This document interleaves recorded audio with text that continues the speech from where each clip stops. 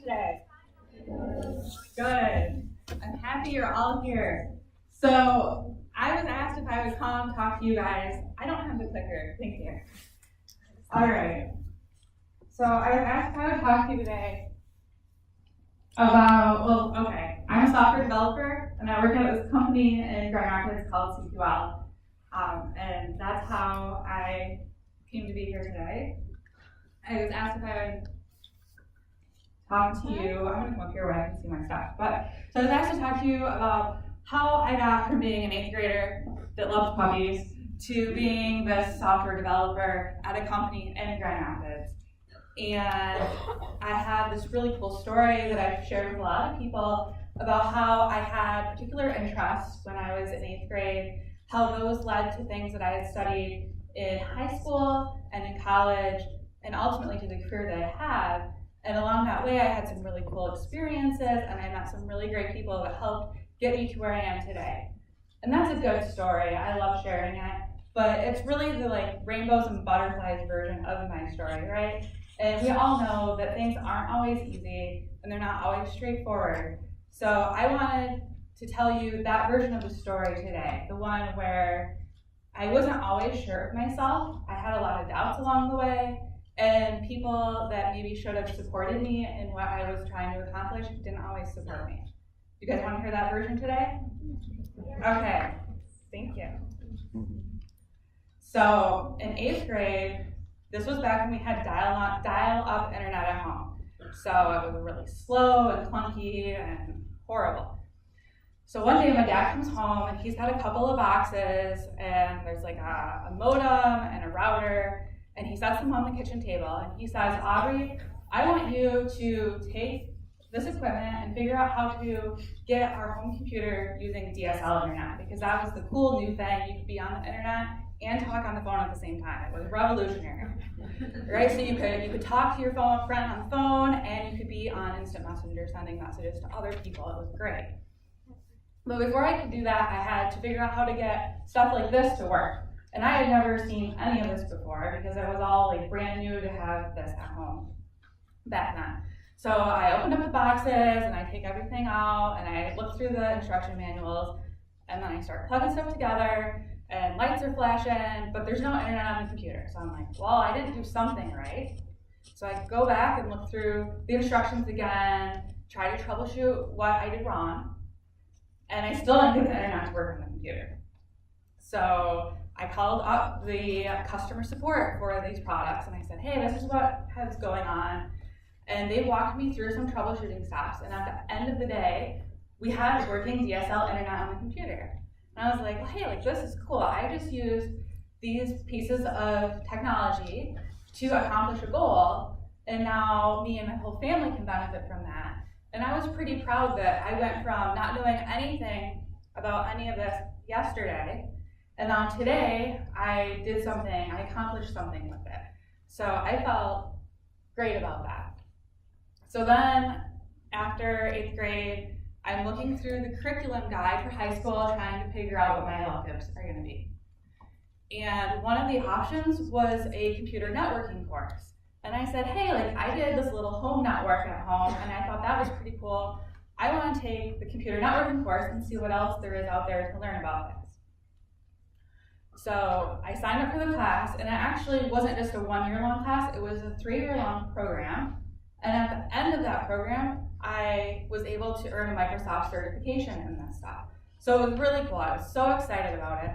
And I'm one of those nerdy kids that always got so excited to go back to school in the fall. So I'm just so excited to go. It's high school, it's my freshman year, and I'm gonna learn about computer networking. So the first day of school comes, and this is actually first day of school because my mom is one of those moms who takes a picture every day of your life. So I show up to school, and I go to 3rd period, which was networking. And so I walk into the computer lab, and I sit down, and I'm sitting there, I'm wearing the camo pants and the black t-shirt.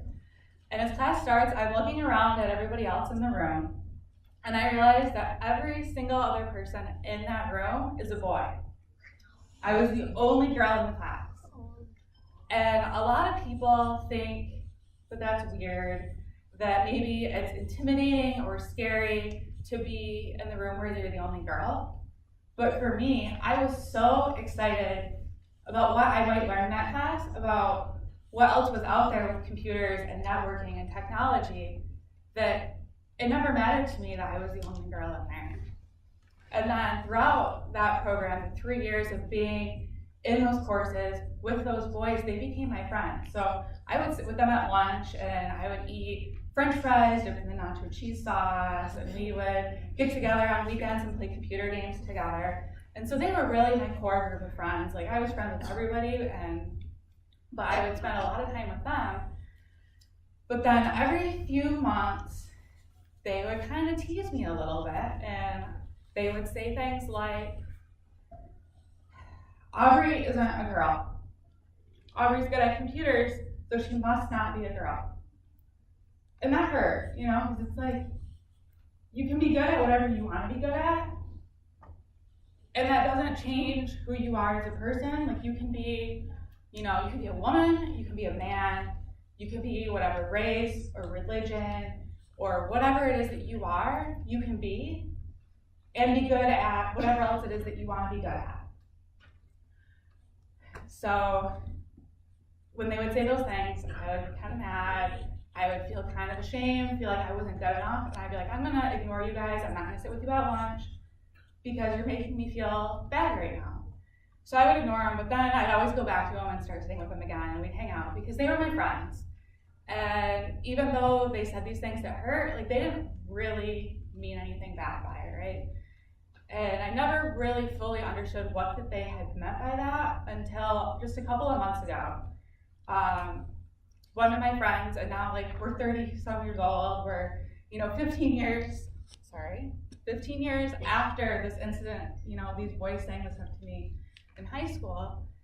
And just 2 months ago, somebody says, man, Aubrey isn't a girl. And I'm like, dude, like we're adults now. I'm definitely a girl. Like it should be obvious. Yeah. And so I thought of like how that made me feel in high school. So my first reaction was, man, like I should feel bad. And I'm like, wait, like what's going on? What are they saying?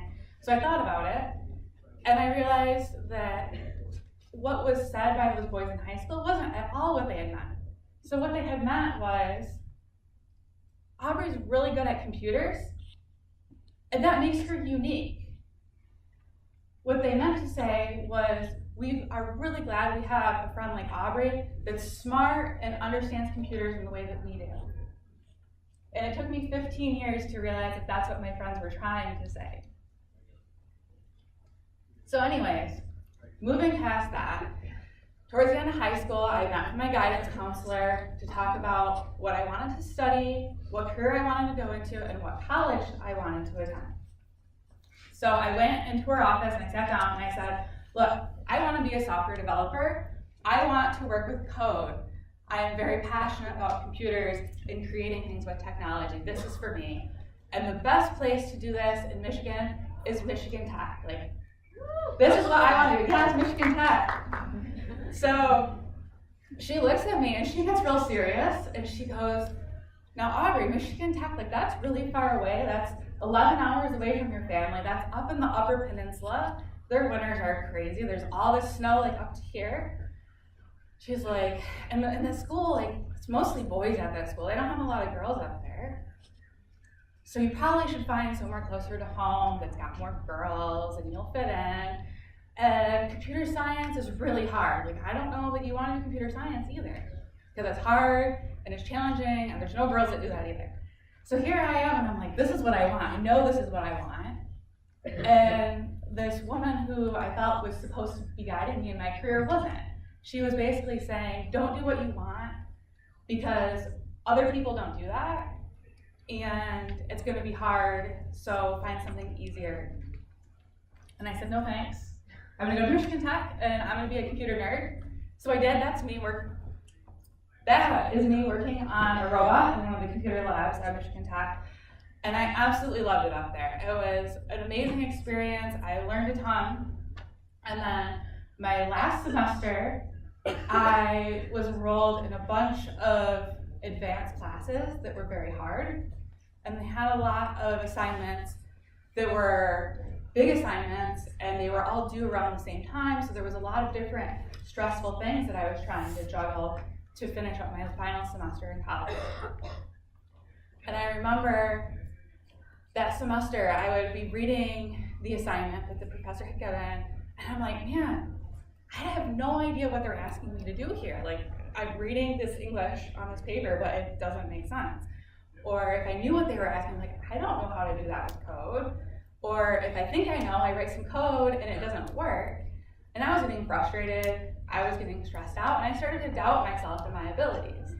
I was like, maybe I'm not good at this stuff. Maybe, this isn't what I'm supposed to be doing. I was like, this stuff is stressful, it's scary, and it's hard. And so one day I was sitting in the computer lab about 3 weeks before graduation, and I'm thinking, I have no idea what's going on with this assignment. No idea at all. And I said something to the guys that were sitting next to me, also working on assignments from the same classes, and they were like, well, we don't have any idea either. And I was like, are you kidding me? Because I just spent all these years up here thinking everybody else knew what was going on, and I was the only one that didn't know. So it was just like this.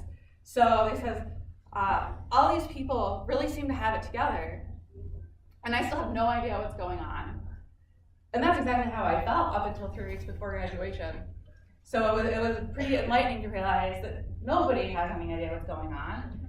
And this is still true, like every day in my job. It's like we have a little idea and we have the tools to figure out, what's going on, but you kind of just go with things and you work through them together. But because this was so close to graduation where I had figured this out, I kind of already had my plans for the next step of my life. So, initially I was going to get that career as a developer and go write some really cool code at an awesome company.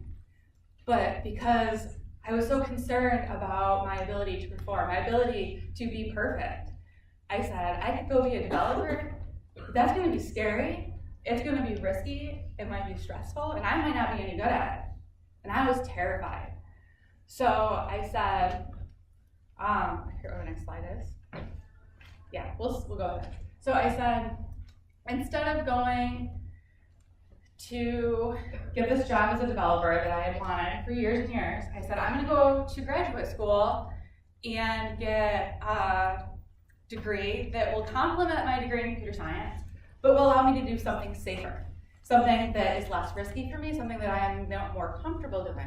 So I got that degree and I got that job, and it was great for 9 months to a year. It was a good job, I was comfortable, I did my job well, but I didn't love going to work.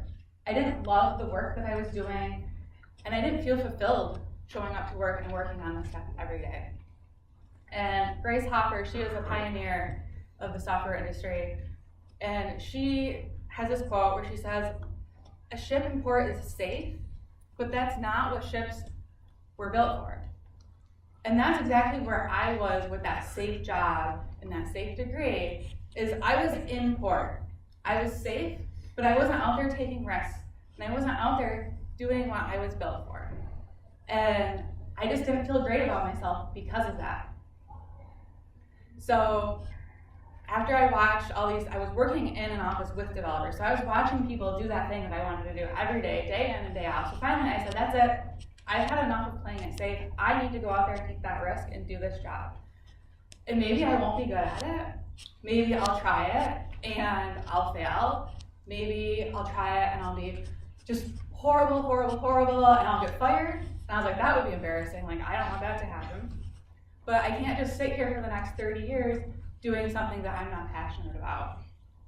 So I took that risk, and thank God that I did, because I love my career as a developer. I get to create things every day. I get to work with amazing people that are passionate about our work, and there's such a great sense of fulfillment and pride in the work that I do. So I want to leave you with this quote from one of my favorite researchers and authors, Brené Brown. She says, when we spend our lives waiting until we're perfect or bulletproof before we walk into the arena, we ultimately sacrifice the relationships and opportunities that may not be recoverable. we squander our precious time, and we turn our backs on our gifts, those unique contributions that only we can make. So when you go out into the day-to-day and into your futures, I want you guys to think about, what are your unique gifts? What sort of passions do you have? And how can you use those to help you pick a career that's gonna let you bring unique contributions to the table? Because I'm very unique in a way that lends well to me working with code and working on teams to create amazing software solutions. So that's my unique contribution. And even though somebody else may also be doing it, they're still doing it differently than I am. So if I wouldn't have opted to come and take that risk to be a developer, I would have been selling myself short, and I would also have been robbing the world of those contributions. So please today and forevermore in the future, embrace who you are. Don't feel like you need to do something because you want to play it safe, you want to be perfect, or you want to fit into some box that somebody else wants you to be into. All right? Thank you.